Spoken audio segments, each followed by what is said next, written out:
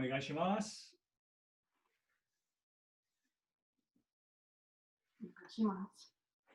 Okay. So let's just become mindful of the body. A big part of not getting hurt or not straining anything is simply being very mindful of the body, literally entering the body with your awareness. And we have to actively do that and train that, because often that's not the case. We're not in our body. We're up here somewhere, or you're yesterday or tomorrow, or in some problem. And we're not really inhabiting the body. And that's a very energetic, vital reality. So there is a very specific quality and feeling to inhabiting the body fully. So even if you didn't do a lot of movement, sometimes if I'm not doing a warm-up or much of a warm-up, I'll warm up internally, which is sending my intention through all the joints and different parts of the body. And you can literally warm up from the inside out that way.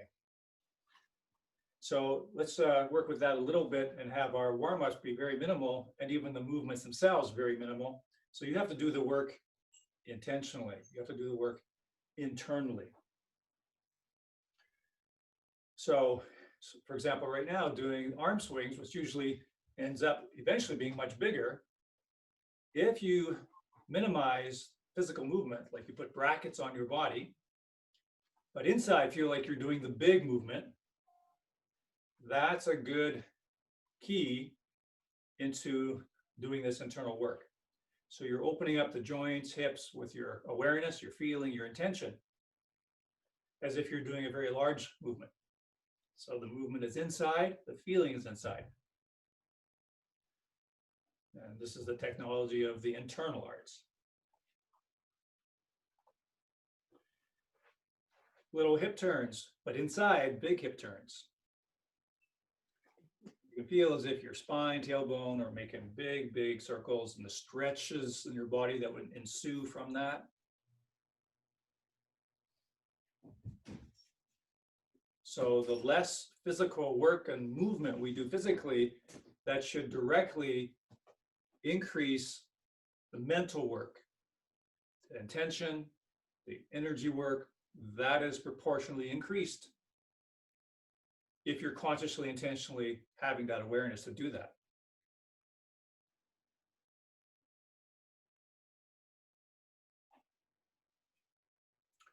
Rolling the elbows, again, very small, definitely starting very small, and do it big inside.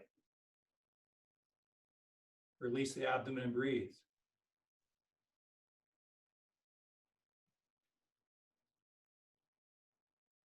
There might be some guest appearances once in a while from a cat or two or several. Rolling the other way. And again, you can play with this where the movement physically becomes almost nil, but the feeling inside is very big. And eventually you can sense the energy. You're moving the energy through those parts of the body as if you were moving. And specifically, especially through the joints. But you can literally warm up the muscle tissues, connective tissues by doing this internal warm-up. This is what the whole basis of Qigong is about, and healing. Qigong healing is all about simply that process, that technology, using your intention to move the feeling and therefore the energy. And just a little bit with the neck. Small physical movements, big internal movement. Breathe. It's important to release the abdomen and breathe really well. Otherwise, you're tightening up because of your concentration. So when you're tightening up because you're concentrating, trying to do something, that really bleeds away the benefits and the energy flow that you could potentially be creating.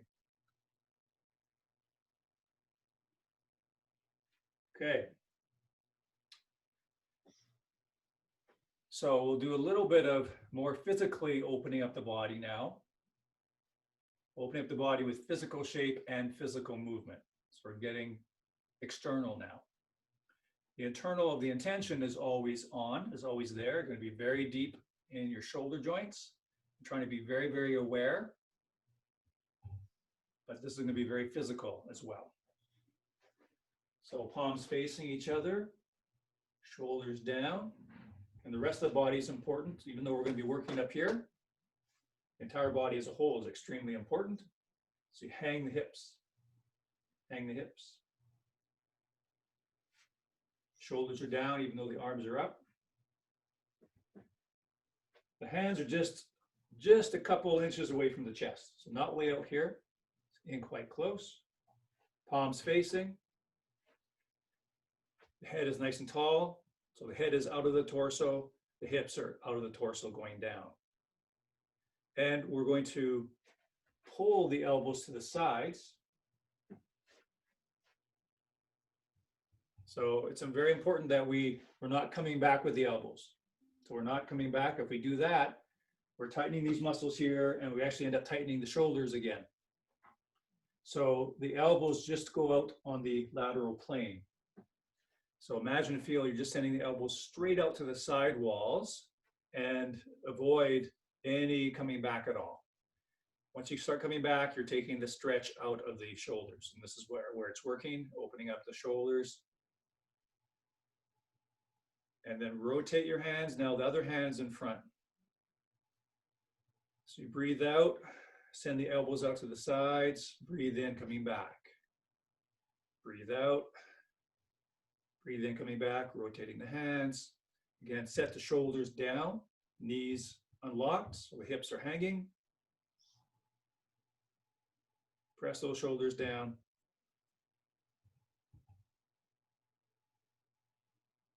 Now just elongate that stretch a little bit, stretch and breathe continuously. Keep that stretch going for a few breaths. Try to correct if you've gone back at all, go straight out to the sides. You'll probably feel it if you go back. That takes the stress, the tension out of the shoulders. We want them directly deep in the shoulders. Breathe in to come back, and then breathe continuously for a nice long stretch.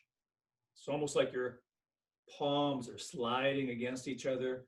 Go straight out to the sides. So this actually shouldn't really necessarily be a pleasant stretch, a pleasant experience. This is a technology to open up the joints, stretch the fascia, stimulate the fascia. And that's not a pleasant thing to do because everybody's tight and contracted. And this, to a certain extent, circumvents the heavy muscle in the shoulder and arm, gets right deep inside to the connective tissue and the fascia. So for example, you might feel sharp pain, sharp stretch in the armpit, shoulders.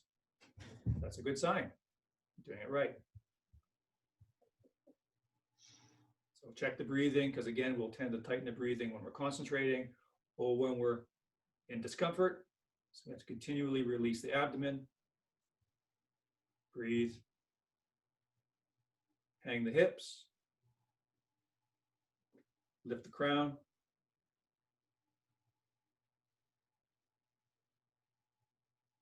Now roll the elbows forward. This is our standard Aikido body position. It's a light horse stance. Knees and toes slightly out to the corners, just a little bit. Light horse stance. Okay, we have one of the kids joining us.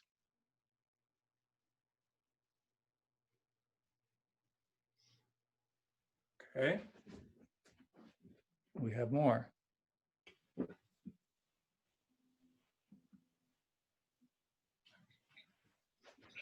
Okay, so again, you hang the hips. Roll the elbows forward. So the elbows are down, forward, and out slightly. So it's down, but this is still closed. Forward and slightly out. So we roll the elbows down, forward, and out. Now try to maintain all those three directions at once. As you hang the hips, so the spine is stretched by the hanging of the hips and sending of the crown of the head straight up. At the same time, continually rolling your elbows down, forward, and slightly out to the corners. So that's a continual stretch. Those vectors are going continually. Try not to do it with your muscles. So again, then you may start to feel an opening in the shoulders. You may feel an opening releasing in the lower back. Let the hips hang. So the lower back should be virtually flat. The back crown of the head goes up to the sky. Not the middle crown, that'll tend to pull your chin up. Back crown goes floats straight up. Tailbone or hips hang. Elbows roll forward, roll down, forward, and out. And breathe in the middle with a soft abdomen.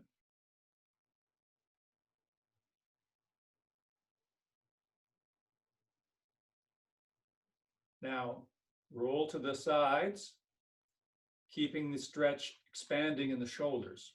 Elbows are slightly bent, and the elbow points are facing the ground, pointing right to the ground. Press your palms out to the walls.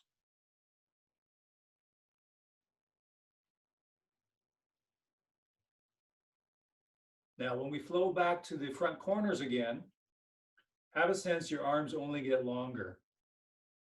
So you stretch out through the elbows, through the hands, arms get longer, longer, longer, longer, and that's what causes the arms to move or slide to the front corners again. Hang the hips, lift the head. Arms get longer and longer and longer without quite locking the elbows. And then by only getting longer, the arms flow out to the side walls again, but that happens only because they get longer. Because the arms are getting longer, it moves them out to the sides. Now imagine and feel that the flats of your palms are resting on the side walls. That's resting on the side wall. You can just hang your arm there. That's resting, that palm is resting on the side wall in your house. So the hands are secured. And now push your elbows to the side walls without taking your hands off the walls. So palms are still suctioned on the walls. Keeping the hands on the walls. Endeavor to get the elbows to the walls right underneath the hands. And breathe.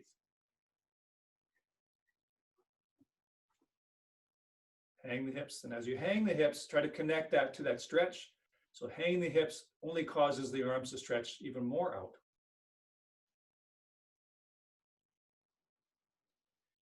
By getting longer, the arms slide to the front corners. Only by the process of getting longer. Roll the elbows to the front corners. Hang the hips. Straighten the back of the neck. So stretching the spine up, stretching the spine down. And that stretching the spine rolls the elbows forward.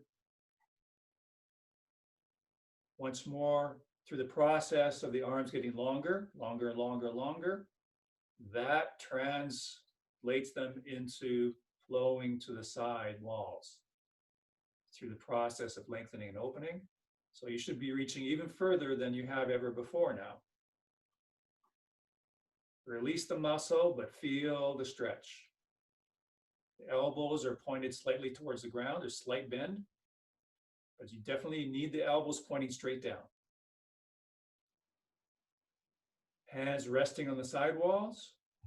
Push the elbows to those walls so they touch the walls right underneath the hands.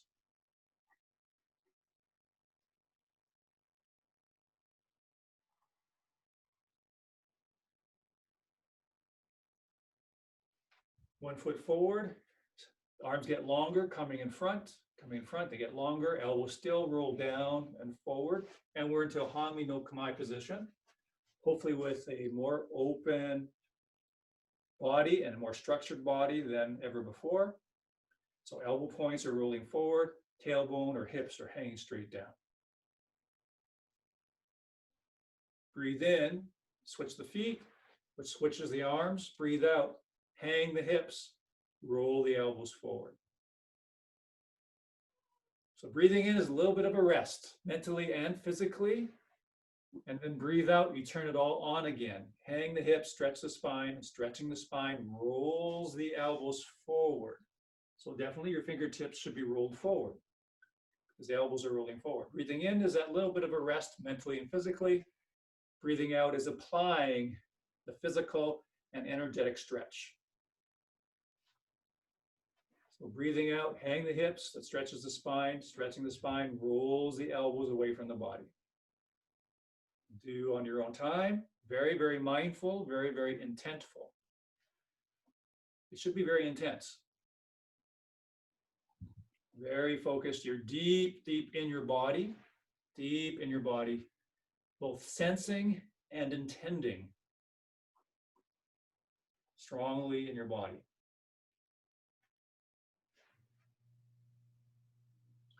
Now, Funakoki Endo, feeling the openness in the shoulders and maybe even the elbows. And then each time you go forward, your energy arms get longer and longer and longer. So send your mind out to maybe the end of the room. Next time, your mind goes out to the other room on the other side of the wall. The next time it goes out to the other room or outside the house. You keep sending your mind and your intention further and further and further out. And when you come back physically, don't bring that back in physically. You stay out there with your intention, with your awareness. Sending it further and further and further out. Release the abdomen, the hara. It only goes further out, and your mind stays out there, whatever level, whatever distance you got to. You stay at that distance. Next time you come forward, you push the mind and the arms out even further. You stay at that distance. Next time you go forward, slide the point of intention even further out. Breathe. On the other side, way, way, way, way out. Only goes further out. Let the arms and shoulders be soft and be stretched by the flow of intention. They're soft enough to just be pulled by the extension of your mind. Release the abdomen.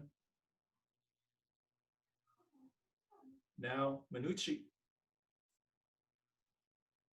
Each time, feel as if the arc gets bigger. Fingers get longer, shoulders open and separate each time more and more. So again, it's like you're creating an energy curve, energy buzzsaw. It cuts through the wall. Next time it cuts through the next wall. Next time that energy arc cuts through the house across the street. The next block. So each time more open, more generous energetically. Let those shoulders release and open.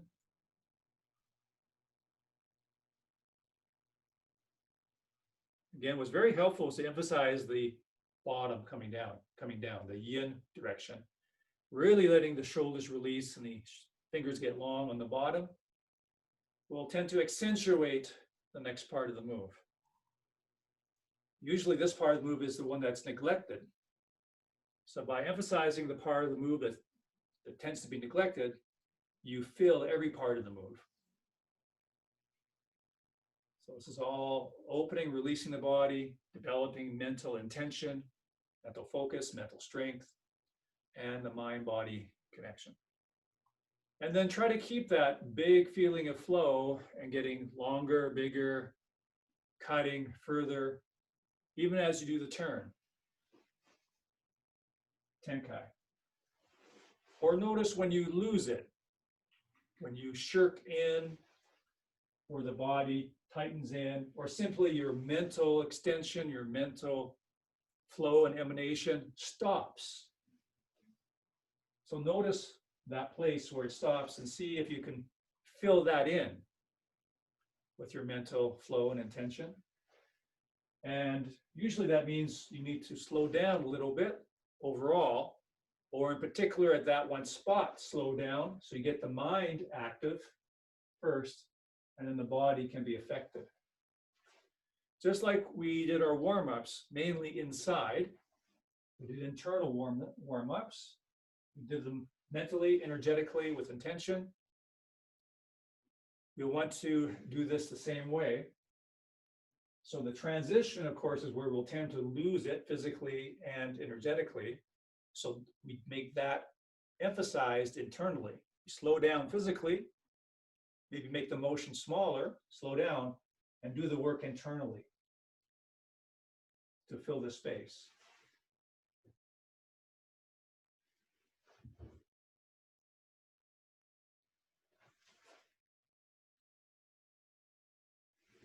Okay.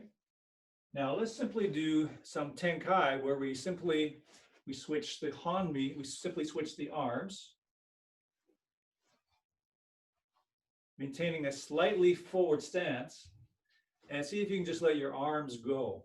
Let the joints open, fingers open and elongate because of your strong ki flow outward, your strong intentional vector. Hang the hips, bend the knees a bit more. Straighten your lower back. Back crown of the head goes straight up. Release the abdomen. Okay. Now keeping the same feeling in the body and energetically, open, long, extended, expansive, as we do Tenkan. Of course, when we start doing movements, especially something that's awkward, we pull in mentally, energetically, therefore physically. So the opportunity with Tenkan is see if we can keep it out, even if you have to exaggerate a little bit to counter the strong tendency to pull in and cave. Tendency to cave physically, mentally, or simply to contract. If not cave, contract. So go at your own time where you can work on keeping the outflow. We still want to be centered. We're just outflow, you might tend to be leaning and you're not totally integrated. There's a break in the connection. It's our vertical axis that keeps us whole and integrated. So you can imagine a very, very fine, sharp, fine line goes right through your vertical axis. You rotate around that. That's a source from which you emanate from. And so it's almost like you're not moving. Your core is not moving. The outside is going around, but your core is very stable. So at least notice where you tend to lean, tighten up, shirk in, pull in, and see if you can go back to opening the body, rolling those elbows forward, hanging the hips, strong, only getting longer and more extended, even as you move. In this case, you turn. Again, just a helpful tip. It's good if you turn on the ball of that front foot first. Do a few of those.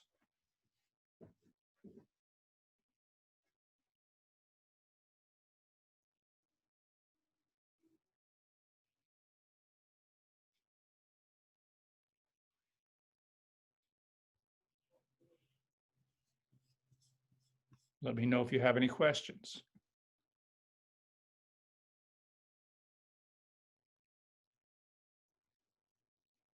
So Sensei, am I understanding right that the first part of that movement is really the release of the front foot to start the turn around the axis?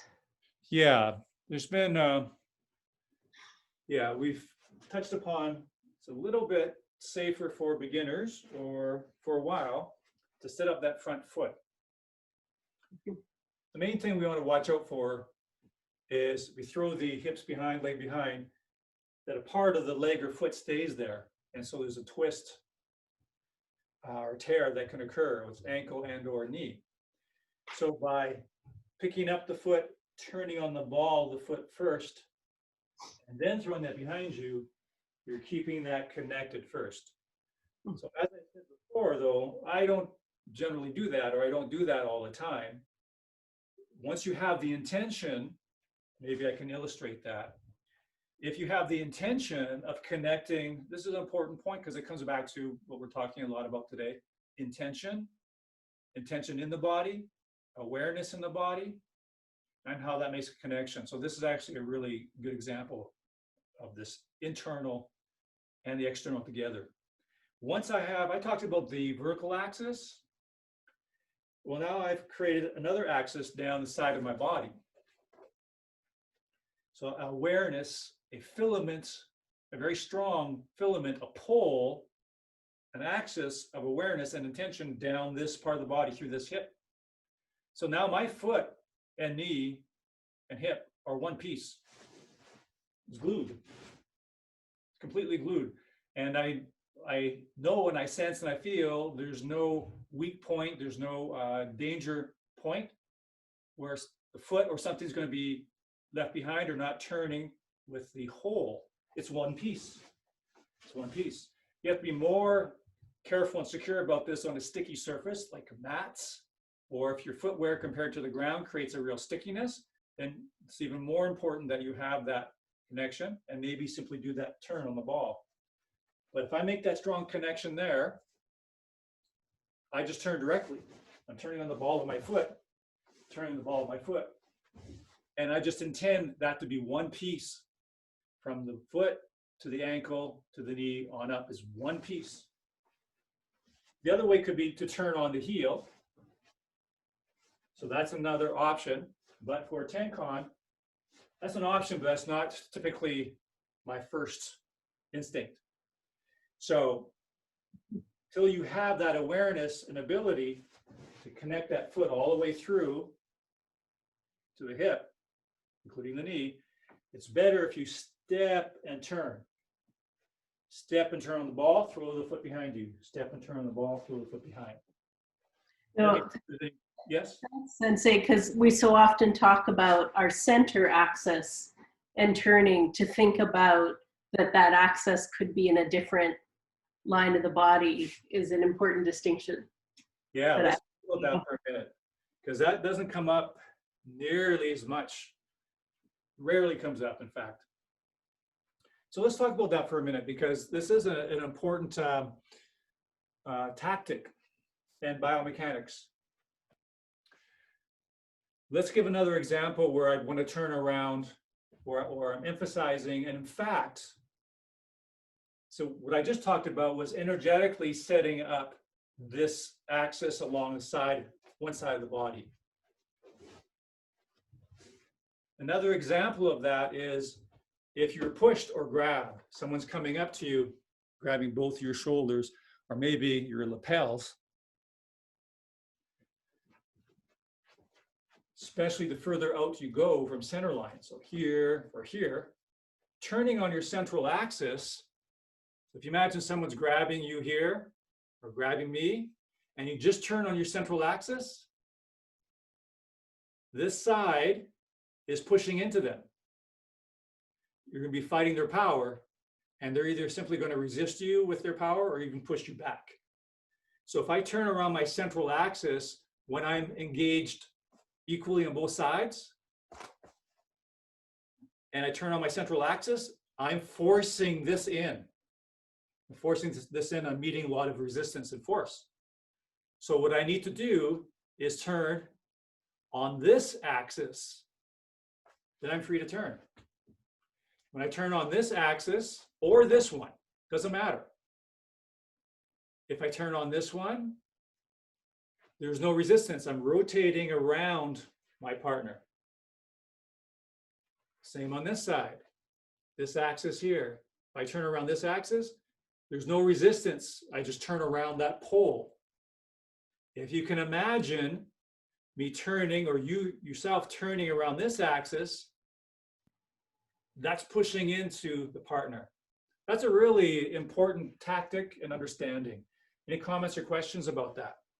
Well, the only thing, like I've heard other, like I think about Mary Heidi Sensei, it keeps the point of contact neutral.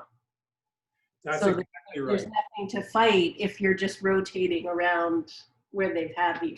That's exactly right. So in effect, you're creating this neutral pole, this neutral hinge. It's the pivot point, it's the fulcrum, it's the neutral point. when you turn around here, central axis, and you're being grabbed here, this becomes very contesting. And the other one becomes very negative. So this one's forcing, pushing, tu yang. This one's tu yin. So this one's contesting, this one's running away. If you're grabbed, so wherever if you're grabbed here, rotate, you make that your neutral point. So that brings up, it's another good point to bring up, Cheryl, because anywhere you're grabbed, you turn into a neutral point. Those of you that remember Taino Henko, you grabbed here, that's the neutral point, move around it. So if you were grabbed, let's go back to this same analogy or the same scenario. If you're grabbed by the center, whether it be one hand or two hands, but it's grabbed here at your center, then you're back to, you can turn around your center line. You're back to, you can turn around your central axis. So that becomes a big study more and more in our Aikido techniques and movements, is studying that physics aspect of the lever and the fulcrum. Where is the neutral point? Where can you make the neutral point? Where is the neutral point? You move around the neutral point with a long axis, long lever. Let me just put in one more thing, and I think we're pretty much out of time. So let's say I'm being grabbed here, and I can rotate around that. So that's the neutral point. If I make my lever longer, use this, that can't be resisted. Short lever, long lever. Just the weight of my arm will do it because I have a long lever now. My lever goes out to the length of my arm. Watch. That turned me right around just with the weight of my forearm. Just by the weight of my forearm and my fingers, turns me right around if I'm right on that axis. So you find a neutral point and you move around that fulcrum. The longer lever that you can create, the more power you have. Okay, let's do a quick wind down. Hang out, mind and breath in the bowl of the hips. Breathe in, expand, open, breathe out. Couple more.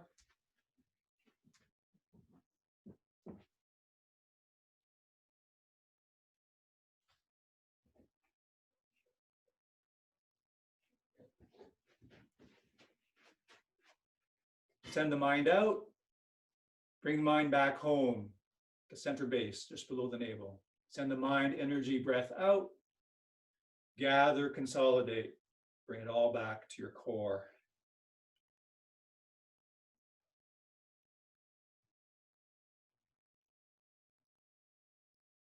Good. Now resting in the abdomen with the breath. Let your energy sink through your legs and feet. Mind and breath resting in the belly. Breathe in, the belly expands. Breathe out, belly empties. Being conscious of any tension, releasing the tension actively on the out breath. Releasing, letting go. Take a moment to be aware of your shoulders. See if you can release, open, relax the shoulders just with your intention. Okay, let's bow out.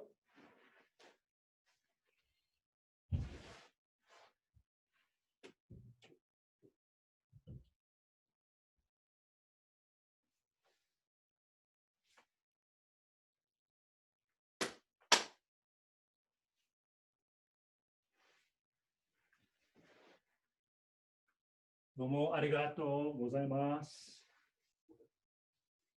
Thank you very much. Have a good Saturday. It's good to see you.